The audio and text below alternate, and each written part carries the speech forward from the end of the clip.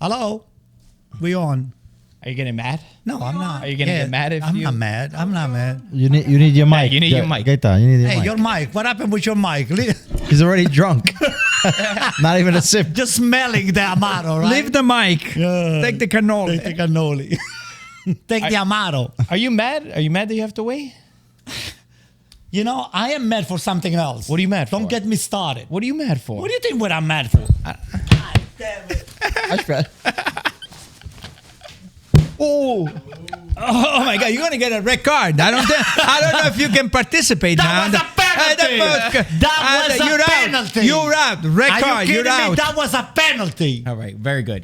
That was your impression of Max Allegri, the man that you hate. Hold on, no, mute your phone, No. Paisa. Watch out, we hear you. You can't. It's all right. Don't worry. so the guy that you hate, you just recreated.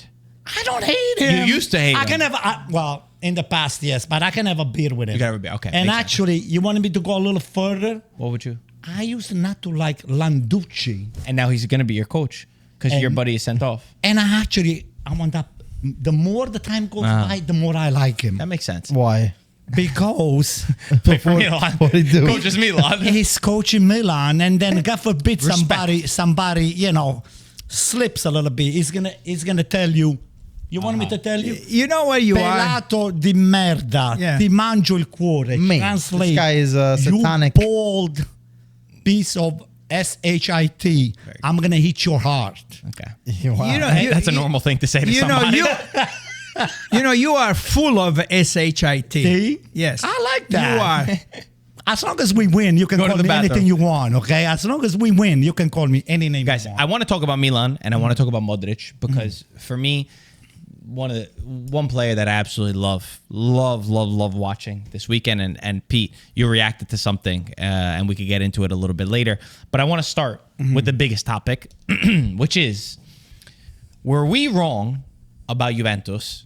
And is this Juventus going to compete for the title? Because it's the first time since 2018, 2019 that they win 3 in a row. They found a way, even though they threw away the game a couple of times. They showed a great character, a great spirit. They've got what I'm calling the Holy Trinity. Bremer in the back, phenomenal. I mean, the team is a different team with Bremer. And the one counter argument to what I'm asking, the question I'm asking is that if Bremer goes down injured, it might be exactly like last season, because last season Juventus started amazing. Bremer got injured and it was bad. Kefran Thuram in the midfield is unbelievable. The growth that he's having. And then Kenan Yildiz, superstar in the making.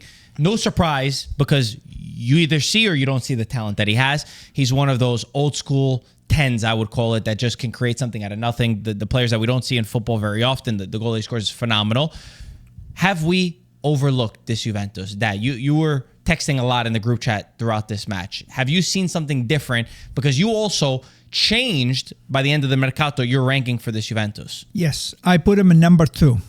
Okay, so I knew what I was seeing. I liked what I was seeing, and I thought that they're going to be fighting for the Scudetto. If not, they're going to become number 2. What I didn't like about Juventus, and that's when I put it in the chat, is that when they were winning 1-0, they went too far back, and they left too much room to Inter. And 5 minutes before the goal, I said, there's no pressure on the ball. This is trouble. What happened? Akam gets the ball right on top of the area. That's where most of the goals are scored. 80% of the goals are scored from that position. And it's 1-1. They're winning 2-1. What they do? The same thing. And I saw Tudor. Tudor was going this way, like, go up. But I'm saying, but you're doing it while the game is on. I mean, you don't know that you have to put pressure. I mean, I could see it from the outside. He's a professional player. You don't know that you have to put pressure on the ball. Whenever you don't put pressure on the ball and you get the ball outside the area, it's a goal. Was that showing Inter too much respect? I don't know. Inter in the beginning, I mean, you had 65, 67% of possession. You know, they were in the first half. They were controlling the game pretty good. Too much respect. Maybe Tudor, he's at the beginning. He's playing home, and maybe he's winning. I figure, let me just park the truck. You cannot do that. All the great teams, you cannot park the truck. Okay, Look at all the good teams. Not even the bus, the bus, truck. Keep the it more. Okay. Keep it more. All right, look at all the. He didn't even have any amount. That's in Sicilian. That means, did you park the truck? Right? But on the greater point, and Antonio, let's stick on Juventus first, and then we'll get to Inter, because Inter, there's a lot to talk about with Inter. Do you think Tudor's the right guy? Because Juventus, remember, they didn't want to keep Tudor. They were looking at Antonio Conte, for example. They looked elsewhere. He got them to the top 4. He certainly understands Juventus. Do you see a difference? Do you think he is the right guy for the team? No. I'll tell you why. You are playing on emotion. And actually, he was now the coach that transmitted the right approach to the Juventus. How can you, on a 1-0, just take? I mean, I understand you wait on the 3-quarter, but Juventus was waiting on the top of the box. You had 11 players defending the 1-0 inside your own box on your 16 over there. You cannot do that. And then he did it twice. 2 times. But in fairness, it's a big game. Listen to me. Listen to me. When you're not gonna find when the threat is not gonna be Inter, you're gonna find yourself to be screwed up, because But there's not many better teams in Italy than Inter. They're one of the top teams.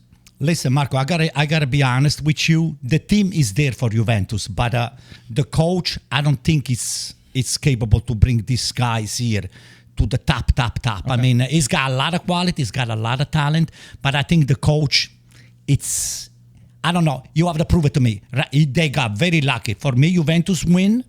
It was more of a they wanted more than Inter, but they got lucky. I mean, the goalkeeper was a disgrace. I could have saved those 2 shots. I mean, I'm not a goalkeeper, but you don't get your hands like that, and it's disgraceful to say the least. It was pretty crazy to see the reaction to the Derby d'Italia. I've saw people talk about this game that I've never seen talk about the Derby d'Italia before in my life. Like even Kylian Mbappe, for example, posted on his Instagram story about the game. But just in general, Premier League fans, I saw everybody talk about this game. And maybe it's the way that I grew up, the way that I used to watch games with you, that we want to defend well, and there were certainly a lot of mistakes.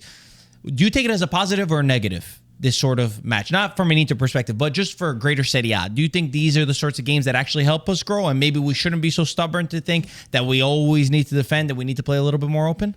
The score line obviously makes a lot of fans happy, because you see the goals, especially, all the goals, to be quite fair, one better than the other, whether it be a goalkeeper mistake or not, shots from outside, people are going to get excited about that. But I'm more of a traditionalist in the sense where a good game doesn't have to be 4-3. 1-0 is a good game. The reality is Juventus, how they play this game was a defensive approach. Aside from the burst, the only thing I would say is when Inter when Inter were able to get back into the game, Juventus, every time they went forward, they were dangerous. So they had more of a direct play. They had more of this, finding of space to really hurt Inter. But it happened very little times, even though I think, what was it, like 5 shots on goal and 4 goals in total. They were more effective. So they didn't need to go up as much to score, whereas Inter needed to try to do a lot. But the thing is, goals. We'll get into it, obviously. There's nothing wrong with what Juventus did, because Inter had trouble to break down the Juventus defense. Lautaro was ineffective. Thuram at certain points not even there. So all the chances that Inter have also came from outside the box. So, those were unbelievable shots by Çalhanoğlu. Eventually it's going to come. That's why I don't think you can play 90 minutes defending. You need to be able to mix that up. And I think also if Juventus, they have the quality to be able to go pound for pound with the Inter, I would have liked them to maybe be pushed a little bit higher up the pitch. But all in all, I think going back to your point about Tudor, he's played with Juve. He knows what it means to, what it is to be at Juve, which is whether you play great or don't, you got to win. That's all that counts. Good point. That real quick, and then we could move on to Inter. I learned this league through you. What do you make of it being a 4-3? Do you see it as, all right, it's a spectacle, it's a nice thing, this is what even younger fans want, more broad fans want, or do you see it as a negative thing? No, I don't see it as a negative thing. I mean, whenever you have a chance to see 7 goals, I mean, that's why you go to the stadium to celebrate and to score goals. They say that every time you score a goal, there's a mistake that has been made. So, we're human beings, we make mistakes, but you really enjoy a game when you see 7 goals. That's a lot for the people that go there. And the best thing was that Juventus won, so they were playing home. So I don't think it's a negative thing. Okay. Let's go and break down. Well, let me pick up what you just said. You have an opinion on it? You score a goal, and what surprised me a lot. Everybody picked up on that on Thuram. Eventually having a little laugh with his brother Marcus over the fact that Juventus scored the 4th goal, and everybody, the camera, everybody picked up on that. So, what's all about it? There is no excuse for something like that. You're going to do something like that, even though you're just trying to cover what you're saying and all the stuff. You don't. No, but there's 2 different things. I know, but he did not celebrate. Yeah, I see again. He did not celebrate. I think because his father played for Parma and his father played for Juventus. I think that's what they said. That's wrong. I don't think that's true. No, he did not celebrate. I don't think he did it because of that. I saw him he did this, and I've heard in the past that he did this, meaning I score with my head, because apparently there's some inside joke with his father where his father said, "You're not good enough with your head."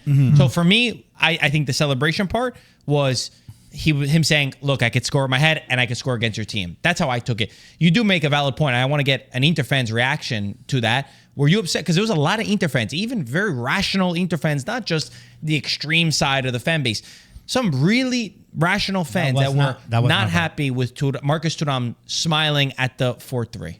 Listen, I think, in a game, try to avoid it, right? It doesn't make sense, because especially you just lost 4-3 or they scored the 4th goal. That's not the time that we want to see. As a fan, you don't want to see a player, even if it's with his brother, laughing and joking around. You want to be able to say, okay, I'm going to get this ball and I'm going to go and try to tie this game.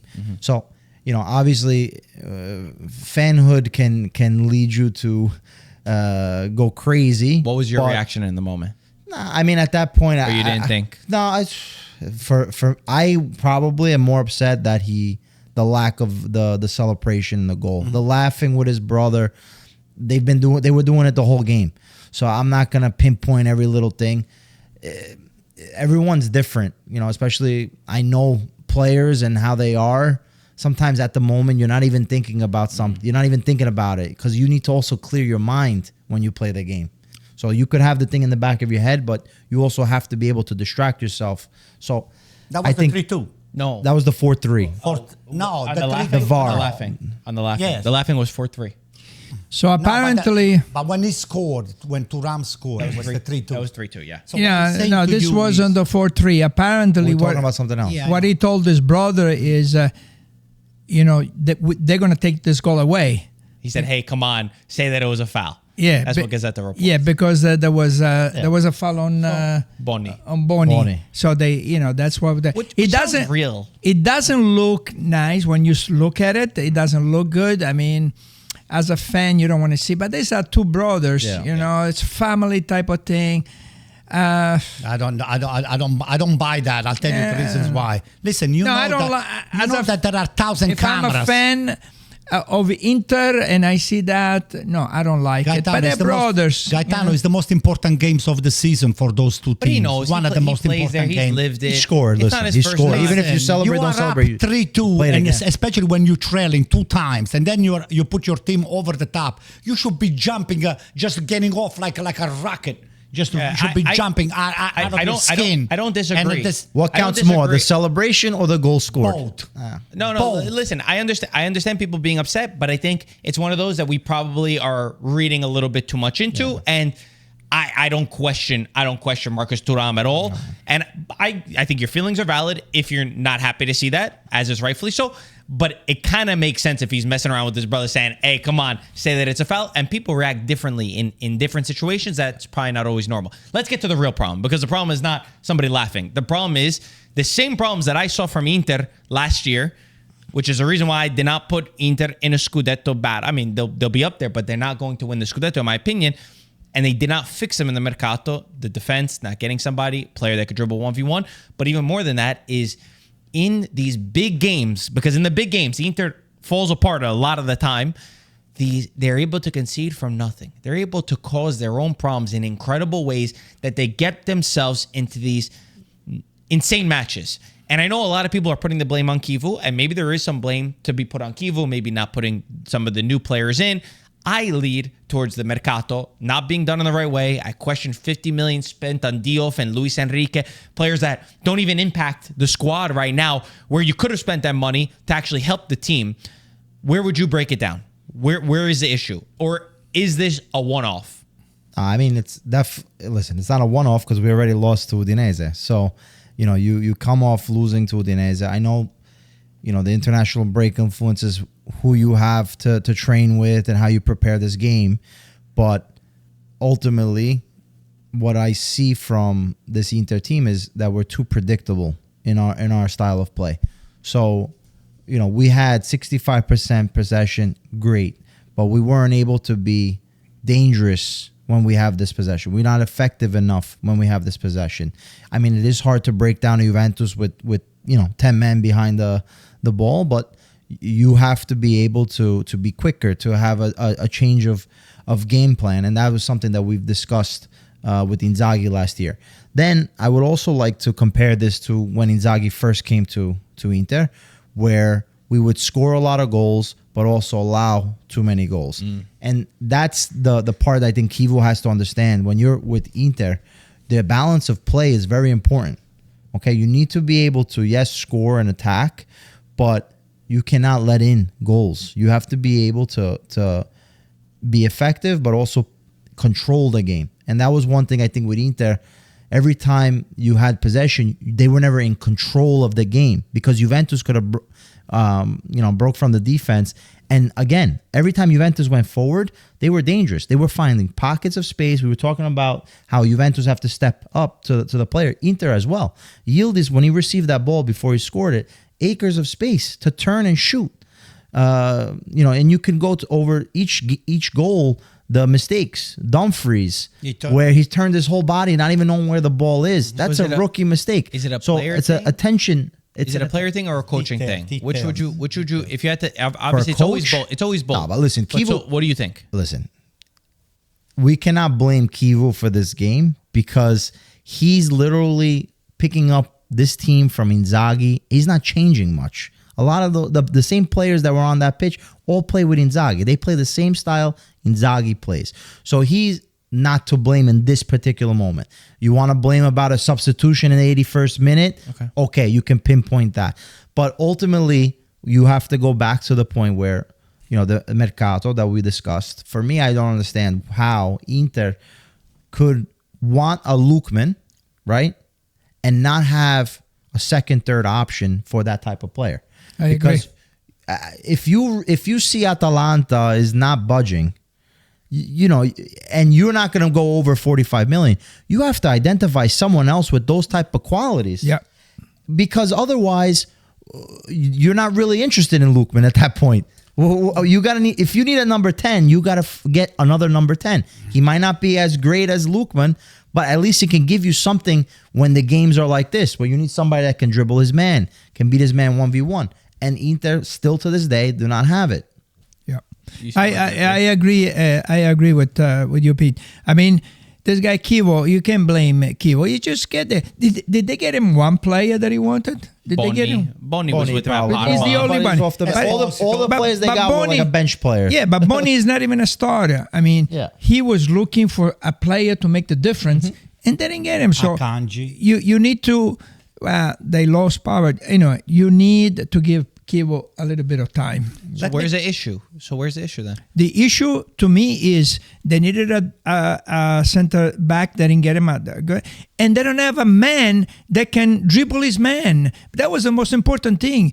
Like he said, Inter is too predictable. You go boom, 67% possession.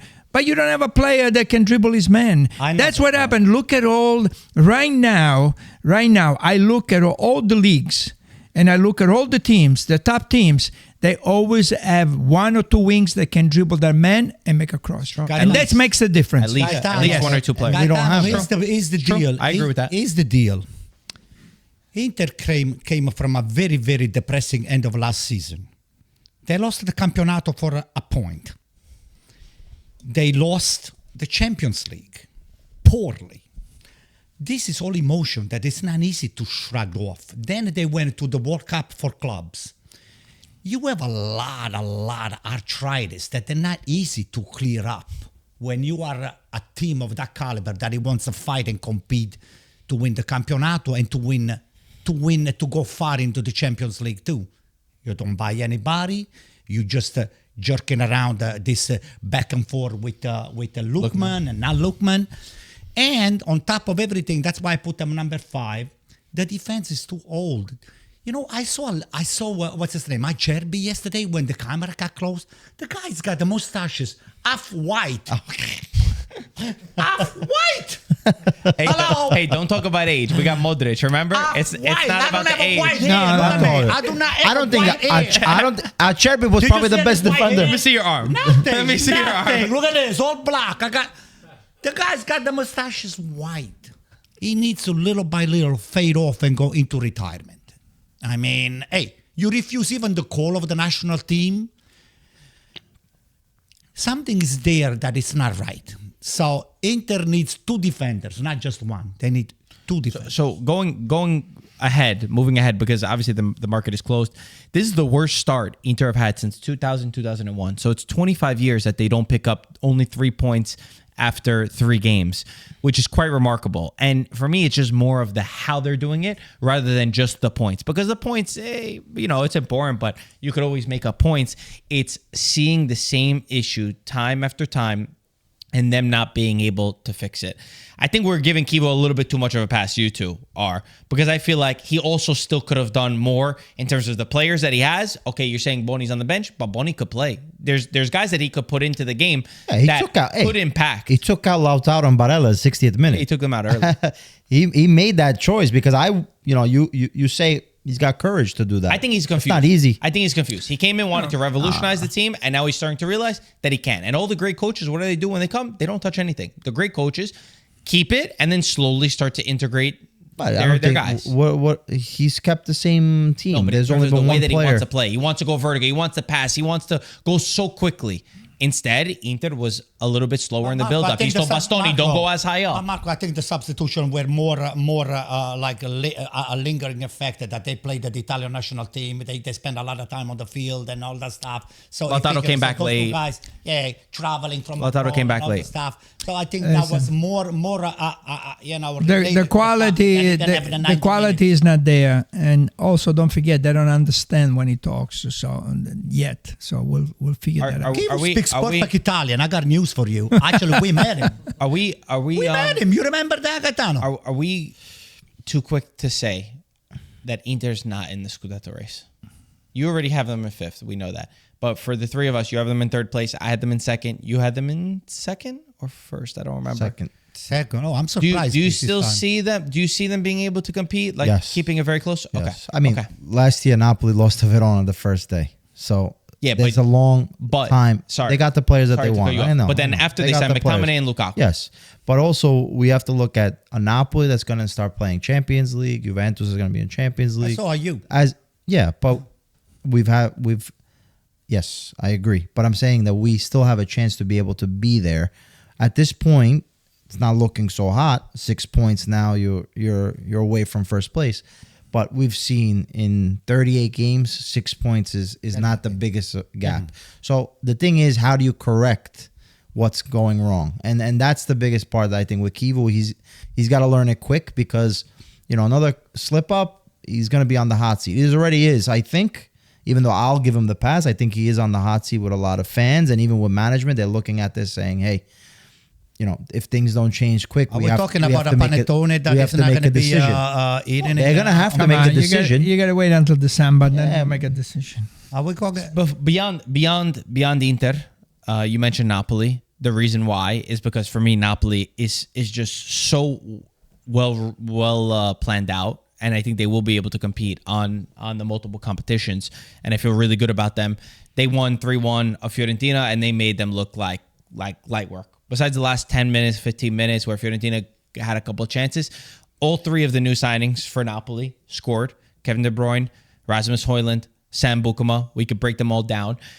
And the real story here is that Napoli is such a well-run club that they planned for this exact moment. They planned for Lukaku getting injured. They planned for Rachmani, who played 38 out of 38 games last season. What did they do? They got Bukema, who's been one of the best defenders all last season. They don't mess around. They identified who they wanted to get. They have him. They play him in the right place. The midfield is just incredible to watch with KDB, McTominay, Anguissa, Laborca. And I think Rasmus Højlund, who just came from Manchester United, has not gotten a pass like the one he got from Spinazzola in 2 years. I mean, they are so well run. The way that he could run in behind. That's why, for me, Napoli is just so much ahead. It's not just on the field. It's also behind the scenes. They identified what they needed to do to make the team better. They didn't mess around with who they needed to sign. They signed the players. They gave Conte who he wanted. And you're seeing how the team looks. So we could break down individually, but so impressed so far with this Napoli side. And they have to play Manchester City on Thursday. And I'm telling you right now, for me, they're not losing that game. To me, they're losing. Okay. How I see Napoli is that they can kill you in every different way. And that's the difference. Even when I was saying about the predictability of Inter, with Napoli, you have so many players that can change the game, but also the style of play can be adjusted. If Napoli has to sweat out a game, we know Conte is going to be able to do it. If they're going to be on the offensive, we know that they'll be able to kill a game like they did versus Fiorentina. In 20 minutes, the game was over.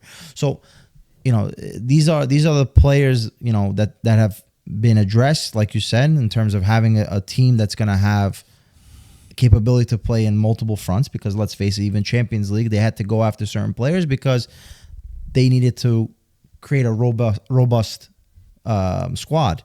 So, with Napoli now, there's this mentality, and I think Conte, we know him as a leader and what he's able to do within that locker room, and also on the field, they're not afraid to have to defend or go up and attack.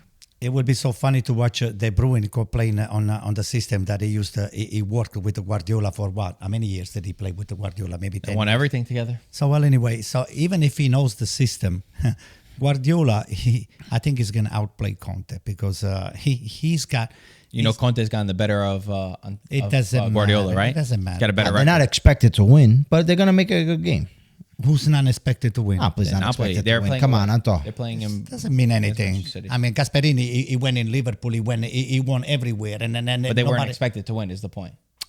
Listen to me. Manchester City, it's a different level and a different stratosphere. Which is than why Napoli. Peter's So saying you they're said they're not expected expected to win. They'll play the game. But guess what? I'm telling you. You said that it's not going to lose. For me, Napoli won't lose because also tactically, the way, even the problem, I watched some of Manchester City's games, the way that they've gotten exposed in the back line, especially in defense, they didn't address a lot of the issues that they already had. It's perfect for a Napoli and Conte team. Why? Because Napoli are very happy to sit in at times. And now they have a guy like Rasmus Højlund, who has very different qualities than Lukaku, very different qualities than Lorenzo Luka. He's got speed. The Napoli didn't have a lot of speed. He loves those runs in behind. I think Højlund's actually going to score in this game. And I think he found the perfect place for him. And I love that in the first few minutes when he didn't score the goal, I was scared. I said, okay, I hope this doesn't hurt his confidence. And then he's able to get the goal, and you could just see it's a relief from him. And you can't judge players by their time at Manchester United because the team, everybody at Manchester United is always put in a position to fail. He was never a guy for 80 million euros. He was a kid that needed to grow and needed to prosper. And he is in the perfect environment with the perfect coach and a great team around him. Again, so many players that could give him the ball to where he wants and to play him into his qualities. Listen, what did you make? Wrong. You didn't get to comment. What do you think about Højlund and Napoli? No, I think the way that Conte prepares the game, the guy is so detailed. He doesn't miss anything. And I don't know, this guy must work 24 hours a day. He must think about the game and how to put the team on the field. He can go from the 3-5-2. He can go to 4-4-2. He can go. Now he's playing a 4-1-4-1. He is. That's why he's one of the best coaches in the world. Maybe the top 5 coaches in the world. Now, what he has to prove?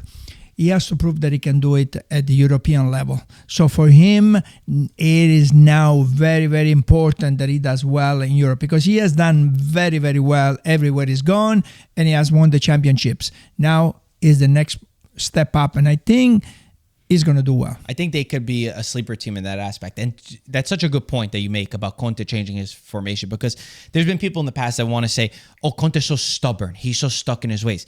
But it's the opposite of true. When he went from Siena to Juventus, he had a 4-2-4 in mind. You remember we used to watch his training sessions in the back. Yeah. Then he had Barzagli, Bonucci, Chiellini. Oh, well, I can't drop one of them. I got to play a 3-man backline. He learned the 3-5-2. Now, he loves 4-3-3 with Napoli. They signed Noah Lang.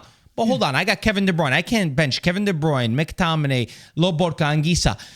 And then I'll make an example, which is Amorim on Manchester United, that's doing the opposite of that. He's got this 3-4-2-1 in mind, and he doesn't care that he's playing Bruno Fernandes out of position. He doesn't care that he's playing Diallo out of position. He's going to keep doing it every time. And even when he loses 3-0 to Manchester City in a derby, he comes out and says, if the club wants to sack me, I go based on my philosophy. To me, a great coach is somebody that adapts to the team that they have around him. You could have an idea, you could have a philosophy, and maybe it could come with time, but it can't be that you're so stuck in your ways. And that's one of Conte's greatest qualities, is that he's able to change and he's able to adapt, and also able to adapt game by game on his opponent. So in certain games, he's going to play the 4-man midfield, and in other games, I think we'll start to see the 4-3-3. I know you disagree. I'm going to let you jump in. I don't want you to get me wrong. I hope Napoli wins, and he wins me 3 or 4 nothing or 5-0. I mean, I will be so happy. But the only thing that Conte is very good at it is transmitting his swagger to the team. I mean, Swagger? Swagger. I never thought. The swagger. He's a swagger man. Why does that word sound so weird coming out of your mouth? Because this Wait, you just learned that word? Yeah, where'd you read that? he's a tough guy. It's a commercial that I'm going to tell you later on that I picked up from somebody. Okay. But I like the word so much. And then I said, this applies to Conte. Okay. He's kind of the swagger guy. So what he does, he's a tough guy that he transmits his toughness, and he gets the player mentally prepared to get into the team, into the field, and to just leave everything inside of the field. You know how many teams, So that's greatest team, they go inside of the field and then they disappear. They melt down. You're right about that. Those guys under Conte, that's the only plus that I give it to him. They are ready to play as soon as the ref blows the whistle. They're ready to go. Yeah. There is no lack in concentration. There is nothing, no lapses of anything. They played the 90 minutes with 0-0-0 pause or 0-0-0 lapse of judgment. Nothing. They put 90 minutes at any time, because this guy is looking at them at any time. You don't want to get caught just messing around when you're not supposed to be messing around, especially when Conte is on the bench. So that's the only credit that I give it to him. As far as all of his provenness that he's a great coach and he can change formation, I don't buy that. That's garbage. Well, those are just facts, and you don't have to buy it. You either see it or you don't. I want to give special credit to Sam Bukama, because, again, he's a player that throughout the preseason, he had to work hard. He had to work harder than he's ever had to work before. Training with Conte is more difficult than with other coaches. Everyone has said it before. I saw Sebastian Giovinco last week, and he said there was players that used to throw up in his training sessions. That's just the demand that he has. He had to be behind players who have been there for a long time, who have played in high-pressure situations. What a debut from him. Not just because of the goal, and you could just see the relief he had and the smile from scoring the goal, but defensively, he was just so amazing in his interpretation of the game. And I said it months ago when people had him on the bench. I think he's going to be a starter. Him and Buongiorno together were amazing. And once again, the best defense in all of Europe last year was Napoli. What did they do? They went out and they still reinforced their defense. Just to show you, usually the team in the last 15 years, the team that's won the Scudetto, 14 out of the last 15 years has been the team that has the best defense. And Napoli only conceded their first goal. Dad, I got to call you out. You know where this is going. I know where you're going. Stefano Pioli, you were big on him. You even sold me on him. So far, Fiorentina, early to judge, but so far, it has not looked good. Even in the attack, which was amazing last year, Moise Kean looked great. He's tried to change the formation, very different than Palladino, so much turnover. What do you have to say? It's not. You got caught. Well, take it easy. Take it easy. It's only 3 games. Oh boy! What have you seen? They can go on a 4-5 game winning streak. I mean, it's too early. I mean, Pioli he's a good manager. You used to like Pioli, so why you laughing? Yeah, you like Pioli. Like this doppelganger. Yeah. So I mean, it's early. They started the wrong way. They had a couple of bad breaks. I mean, they were winning against Cagliari. They scored in the last minute. They tied the game. They didn't deserve to be winning that game. Against Napoli, you can't. I mean, Napoli is the best team. Napoli, the only thing positive that I saw was the last 10 minutes. The last 10 minutes they came in, it was 3-1. They could have scored the 3-2, and maybe they can start from there for the next game. I know the next game is Como. It's not an easy game. They're playing in Firenze. That's a tough game. It's a tough game. For sure. But let's give Pioli some time, okay? But also, let's give you. I mean, I had Fiorentina in 6th place behind the big teams. And then I put him a little bit down. I think I got him in 7th place. I'm scared defensively. Just the amount of mistakes that they make. And I know he keeps going with the 3-5-2. I feel like they probably need to go with the 4-man back line at this point because for me, it doesn't work. For me. That guy, the goal that they got, I mean... Congratulations. My God. He went around him like nothing. You're the center back. Are you kidding me? Comucco's mistake too on Comucco's mistake and Ranieri mistake too on the Boccamacco. Anyway, not good. Not good. And good. They're not scoring goals, which is the bigger. And then Edin Dzeko, I know we saw Edin Dzeko play, and that was not a positive. No, that was not a positive debut. Pioli's under pressure. They're already using his words where he said famously against Max Allegri, "Oh, Max Allegri, you didn't put us in the top 4." Now he's come out and said, "Guys, nobody expected us to be in the top 4."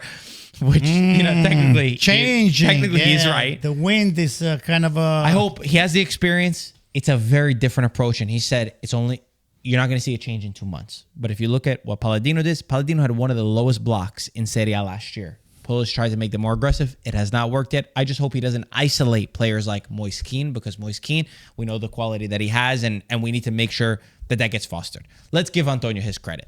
Antonio, you made fun of some of the older guys so far in Serie A. Who do you make? Acerbi is who you made fun of. I didn't make fun. I just pointed to the fact that this guy's got white mustaches and But Luka Modric, it's not over.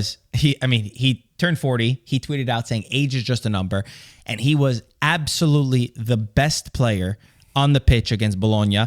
He barely made a mistake, maybe 1 or 2 passes that were not perfect. He reminds me, I told you this on the phone the other day, he reminds me of when Pirlo went to Juventus and was reborn. Everything he does is perfect. Everything I could watch for 90 minutes, just watch him and nothing else. Even his little movements, the way that he puts his body in front. If you're a young kid out there, watch Luka Modric, and even the little things that he does is perfect. The balls, we were watching the analysis of the connection he has with Rabiot already, where Rabiot is making the runs in behind because he knows he has a player like Luka Modric, and he doesn't just sit in front of the defense. You might think, oh, he's older, he's going to sit. No, he gets up, he gets back, he's winning balls into the midfield. He's playing 90 minutes, and then he took matters into his own hands, and he scored the goal. His first goal for Milan. Listen, I was very skeptical in the beginning, but age, obviously, it's not a factor for him. I think the amount of game that he played for Real Madrid last year and the last several years, they were way, way, way over the top. This guy here, even though he was not used for the full game for last year in Real Madrid, he still played all the games, every game. 40 minutes, 60 minutes, 30 minutes. Hey, you play the Champions League and you play the Cup and you play the Coppa del Rey. You played, it's everywhere, this guy. And you know what? The intensity that he brings into the game, it's not waiting around and try, to slow himself down, to put himself on the position again, to recharge. It's not. It's 90 minutes non-stop. I'm telling you, this guy here, it's the example for all the rest of the guys that you are in AC Milan. You're going to work and you're going to work so hard. Rabiot, he impressed me a lot. Rabiot was all over the places. And you know what? Ricci, I think, is going to be a starter starting from Sunday. He's going to be starting every game. He's better than Fofana. Well, listen, Fofana, it's a high-quality midfielder, too. I don't know if I agree with that. But Ricci right now, he's got the youth, he's got the quality, he's got the power. He could play with Modric too. They don't cancel each other out for me. Yeah, very intelligent player, and he's a fighter. Fofana, he fights, but Ricci is all over the places. Ricci, it's right there. It's on the top of the offensive box. 2 seconds later, he's already defending. It's on the back of his box. It's fast. I saw him. I track him down from time to time on the screen. I said, look what he's doing. Look what he's doing. So he did great coming in. Rabiot all over. Rabiot was great. Very impressive. And the way he put himself into the squad, and he belongs over there. He seems to be, he's been playing for the last 4 or 5 years. So he already carved this niche into the AC Milan squad to be a starter. Not because it's Allegri's friends or whatever was just brought in. This guy here, he's got quality, and I think it's going to translate in a lot of win for AC Milan. I think just, and then I'll let you guys go, just to pass it to you. But I think with Rabiot, the great thing is you have to put him in the position to succeed. What is he good at? He's good on that left side where he can make those runs in. If you play him, for example, I've seen him before in the 2-man midfield, he's so limited. He's not at his best. So it's credit to Allegri and it's credit to the team that he has around him to put him in that position to succeed. But what was your guys' reaction? Well, for Modric, that position that he plays, because well, he plays 1 game a week, so that helps him. But he's so smart. The guy is so smart that before he gets the ball, he knows where the ball has got to go. He's got the long pass. He's got the short pass. He knows his position. He knows when to make the run. His energy, he uses it perfectly. The best thing for Ricci that could have happened is to have Modric next to him. We are hoping that Ricci learns as much as possible because we need that in the national team. Well said. That's what we need in the national team. So I'm hoping the best for Ricci. But I got a question for you. I hope it's a good one. Doesn't sound like it. What do you think about Jimenez or Jimenez? My God. Listen to me. You gotta be honest. Come on. Don't take on. away your emotion for Milan. Can I talk? Okay, go ahead. 2-3 bad breaks. He hit the post. The guy's still feeling the jeering of San Siro. He needs to just break through. He needs to just break through, score a beautiful goal. Because when he hit the crossbar... Pulisic puts it on a platform and he couldn't do it. Listen, the goalkeeper was on the floor. He tried to put it in. Okay, but do you like him or you don't like him? I'll keep him. You keep him? Yeah, I'll keep him. He's a keeper. He's a keeper? I'm sorry, but he does... If you have a chance to trade it... I might not just... In January, will you trade it? Listen to me. Listen to me. You're not listening. I'm talking about that loser over there. They try to. It's the truth. But until the first game... You're not listening. Before the first game, you know what they said? We're waiting for Vlahovic to make a decision. That's what they said. Would you swap Vlahovic and Jimenez? Don't mess around with me. What do you mean? That's a yes. This guy, you see what is that? I'm just asking. Listen, come on, answer the question. Of course I would, but... Of course I would. But now, listen to me. All right, go ahead. If Allegri is a smart coach, he's supposed to put him on the position to just do better. He did. Right in front of the goal. Relax. Okay, go ahead. You should be talking. Lautaro, give me a break. No, let's finish with Jimenez. Listen, Cuckoo, for these 10-15 minutes, it's the real thing. Okay? I like it. But he asked you about Jimenez. But we're talking about Jimenez on the bench. He's a keeper. He's not a starter. When everyone's healthy, he's not a starter. He can be a starter. He can just... For who? But him and Cuckoo, they're going to do Cuckoo. Yeah, go. That's what Milan gets, Kaká and Cuckoo. They're going to share responsibility. They're both very good. I'm happy what we have as a center forward. But you just traded him for Vlahovic. I didn't. You just asked you the question. You said, hey, no. He said the $12 million. He said, if you have a chance now to trade it for Vlahovic, would you do it? And you say yes. Actually, after the Inter's game, I say no. Okay. Let me just say what Cassano said about Jimenez. All right. Cassano said that if Jimenez were playing with Como, he would score 30 goals. Of course. That's what he said. I'll keep him. He's a keeper. Sano said a lot of wild things, but that might be. But you just traded him. You just traded for Vlahovic. You said that before. You said that before the championship, and you said it right now. Cassano, you see the quality that this kid has. He has quality. Otherwise, Cassano would never open He's watching a different game than I'm watching. All right, listen. Respectfully, Jimenez, even the simple things. I'll give you an example. Evan Ferguson from Roma.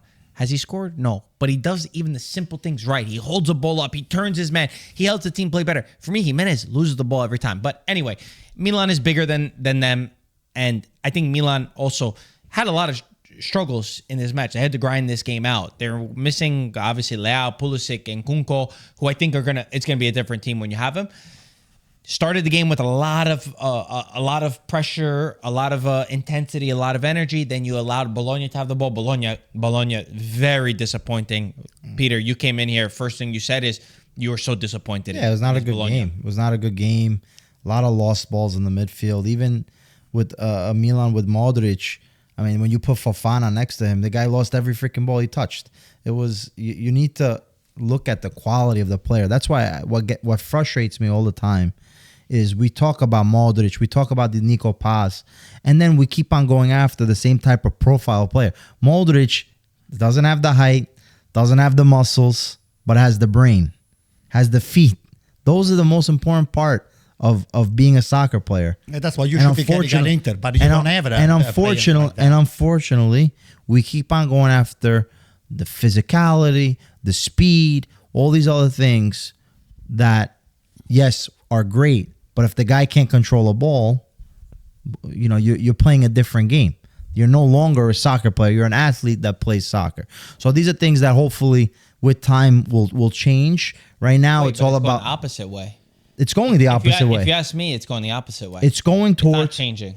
Yeah, it's going towards data, physicality, and speed, because that's how things are developing because of Moneyball and everything else. But it's a joy to watch a player like Modric. I think even though he's playing for Milan, I can still be fascinated by what he does on the field. As Gaetano said, he's already 2 steps ahead of everybody else.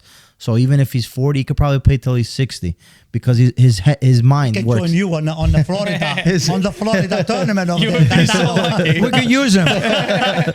his some brains. Oh yeah. His mind is I can play two steps too. ahead. I know, but I'm playing over 65. All right. You can have one that is 60. All right.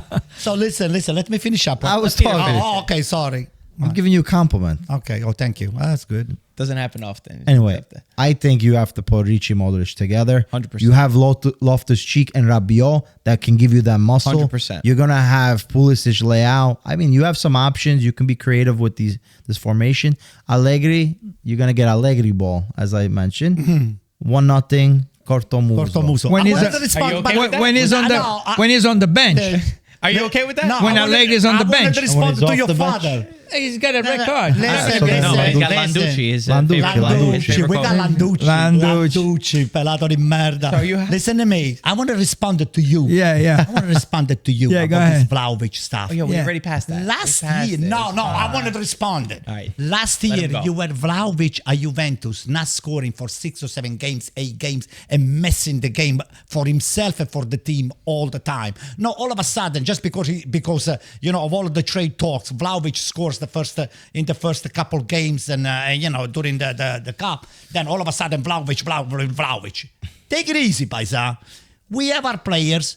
We tried to trade for him. Good try, anyway. We're probably saying Vlahovic, but we're not saying Jimenez. All right, next. Leave it. Next. I have a question. I got you. Next. I have a special question. Only you can answer this question. Who is in a worse position going into the derby della Capitale? Roma, who lost to Torino 1-0, who got Dybala injured, and he's going to miss 2 weeks, or Lazio, who lost once again, even worse way, they lost to Sassuolo, and Tati Castellanos went off injured as well. Listen, neither one of those teams, they can outdo each other because I don't see a superiority, Roma superiority right now. Lazio's got a very good squad. He's got Rovella, even though Rovella is not playing at his best right now. They have Rovella. Hurt. They have Tati Castellano. They have a lot of. They might not have either for the game, though. So I'll tell you what. Unless Soule steps up to the plate and takes over the responsibility that he shares with Dybala right there on the three-quarter, even offensively. I don't see this game here to go either way. Nobody's a favorite on this team. I will see more of a tie, but I will give Lazio an edge. Really? Okay. Yes. That you were, you called me and you said you were disappointed. You gave Gasperini a lot of credit, obviously in the weeks prior, even for his changes early on.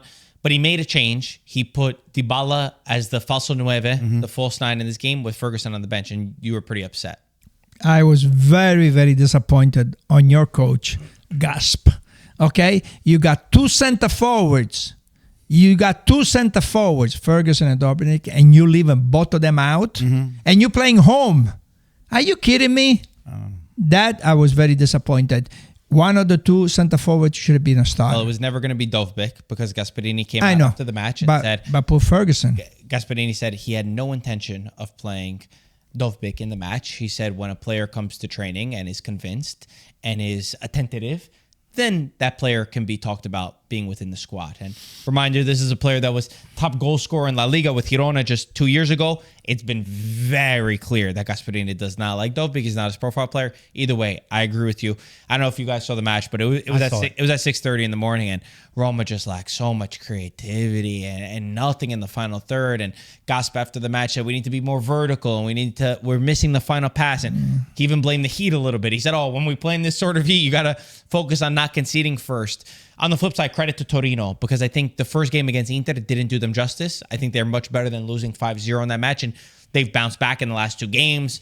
They got 2 clean sheets. Maripan in the back is a really solid defender. Simeone scores a wonder goal where he's given so much time and space by Roma players. I mean, Cristante not stepping up, and Gasperini likes to play the man-to-man, and they were not able to do that. But credit to Torino. I think Torino is one of those teams that, again, slipped up in the first game, but they're better than what we saw, and they're going to be a tough team for a lot of teams to play. Lazio, on the other hand, disaster. That game against Sassuolo, I mean, you could have fell asleep during that game. You could have fallen asleep. Sassuolo did what they had to do. We know. Their team coming from Serie B, they sat back, they defended in 11. They got a corner kick. Fadera scores his first goal, and that was it. But to their credit, Lazio did nothing. Lazio had no creativity. They had no spark. They had nothing. And they're going to be even worse without Totti, because Totti is the only creative guy, and they had a transfer ban, so they have no replacement if he's not able to play the game. No top 10. I put him in the top 10. We got very criticized, by the way, by Lazio fans for our prediction of Lazio. And I think the dust is starting to settle. And Sadi said this is the most difficult situation he's ever been in his career. But why are the Lazio fans criticizing us when they didn't buy one player? Because they said couldn't you guys buy. value too much the transfer market, right. and a team stayed the same, and we got Maurizio Sarri. That's what they wrote in the comments. All right, we'll see. But I think the reality is there's at least 7 teams better than that. Okay, at least 7. I saw today a big Lazio fan. I mean, the guy lives and passion for Lazio. I said, what? From 1 to 10, where they're gonna end up? He goes number 12. Oh, I don't think it's gonna be that okay. high. That's what they go. I don't think it's. Everybody knows him. Don't name names. No, we're not gonna name any names. They're not gonna be in 12th. But realistically, there's at least 7 teams. I'm being nice. There's at least 7 teams that are better than Lazio. But yeah, that's it. Anything else? Any reaction from you guys on Italy? By the way, I had stuff to say. Oh boy, Italy is just he's driving me insane. I mean, Gattuso, I love him to death like a brother, but you could have 10 beers with him. He's got 20. He's got a tough job. You'd be in the hospital if you had 20 He's got a tough job. I don't know how you have players of this caliber that they don't leave it on the field. There is a lot of lapses in this Italian national team. Yeah, you score 5 goals over here, but you playing Israel and then you playing Estonia. Hey, hello. Those other teams, they score 10 goals, 8 goals. I mean, 11 goals, Norway. Oh my God. Hey, we concede 4 goals, man. Are you kidding me? Norway scored 11 against Moldova. We scored 2. If I get Gaetano over 65 steam and I put it on the field, we're not going to lose. With Modric or without Modric? I need Modric. We'll take Modric. Give him Modric. Okay. With Modric. Fair enough. We're gonna win this game, and we're not gonna get scored. We're not gonna take 4 goals. Peter, you're sorry, Dad. You were about to. No, go ahead. Peter, you're a very rational guy. You've given us hope in the past. What is your takeaway? Well, the takeaway is we need a miracle to be able to finish first in this group. We're not gonna finish first. That's why I said we need a miracle. For context out there, we need Norway to slip up in one of their games, maybe against Israel. If that happens, then all of a sudden it's very realistic. But we have if to not, win. We have to all win. games Well, too. I think we'll win. That's the harder part. If not, we have to beat Norway just 8-0. Probably more. I think I calculate it's either 8 or 9. I don't remember. Okay. But anyway. So not happening. So we're gonna have to go through the semis and final playoffs. So that part, we got screwed last time, and it's one game. Something bad could happen. One goal changes everything, and you're sitting out. So definitely, the score line is disappointing. I think similar to this Inter Juve game, where a lot of mistakes on the individual level, lapses of concentration, not having that grit, the knowledge of how to win a game, how to grind it out, which Italy has always historically been able to do. And then also the realization that, we haven't been in a World Cup in 10 years. So, we're not on the top anymore. Teams like Israel, they had 2 players that are probably more technical than the whole team. The guy Perez was a backup player for Venezia. Yeah. I think we made them look a lot better than... We should be dominant. I wasn't talking about those 2 players. I was talking about the 10. Solomon. Solomon, who was an animal. The guy was really good. Was an animal. Guy was really good. And the other side, Gluck, too. Okay. So these 2 guys, they're probably more technical than the freaking whole Italian national team, which is saying a lot. So, yes, based on where the other players play, Italy should be winning this game 3-0, 3-1. They should be dominating the game, not have to fear tying versus Israel. But it's not looking too Well, good. Gattuso, they used to call him Rinchio, right? Which is like Don't mess with me. Yes. Yeah, that growl. fighting force. So that's what we were hoping. We were hoping that he brings that to the team. We got the best goalkeeper in the world. I'm hoping that Buongiorno comes back.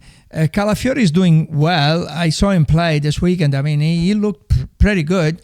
So Ricci is the guy that I'm hoping that he can make that change in the midfield. And for the first time, we got 2 center forwards that can score goals. So I'm hoping and I'm optimist for the future. And I think we need to play a 3-man back line. I think that just the way that the defense looks, you said it well. We haven't had a striker. Not having a striker was a big problem. Now we have 2. Keep the 2 together. They're working. Yeah. Play the 5-man midfield. We need 3 midfielders in the center of the play. 3 midfielders. Sorry, like the 3-5-2, like the 3 center midfielders. We need them, and then we do need 3 men in the back. And Bastoni's made his mistakes, but Bastoni's still a player that I keep in there. Mancini, I don't understand at all. Di Lorenzo's had his mistakes, but I think if you put him in a 3-man back line, we need Scalvini to come back. Scalvini scored this weekend. Thank God Atalanta got their first win. We have to go through the playoffs, and I think just the mentality of this team. I'll never forget Barella, what he said against North Macedonia. Oh, we're too scared to miss second World Cup at the time. If this team has to go up in the playoffs again, we can't be naive. They've given us nothing over the past decade to say that they can have the mental strength to do that. And by the way, you know who 2 of the opponents we could play are? Germany, Sweden, and North Macedonia. Again, which. The team, based on them, they might lose before they even step on the pitch. So I'm scared. It's not feeling good. Don't go to Sweden to watch the game. Yeah, we're not going anywhere. Listen, Wait a minute. Hold on. What about if we take you? The 2 of us. That's a different story. That's a different story. All right, you got it. To go over there. I'll take. Listen, I'll take you and I'll pay for you. How's that? I'll take that. All right.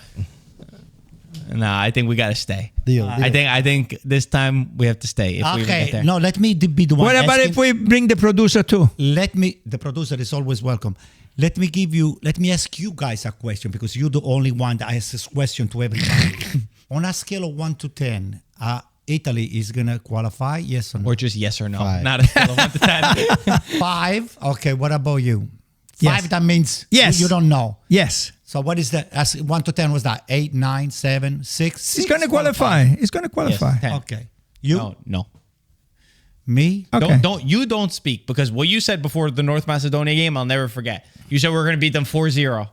I'll tell you what. We're not going to qualify. We're better off saying like You this. are not the father. So 1, 2. What did you say? He said yes. I said 5. He said 5. 5. It doesn't That's a mean no. it's an F. No. That's a I'm no. the only one who's going to say we're All going right, to guys, qualify. thank you for watching. Like, subscribe. We'll talk to you soon. Ciao ragazzi.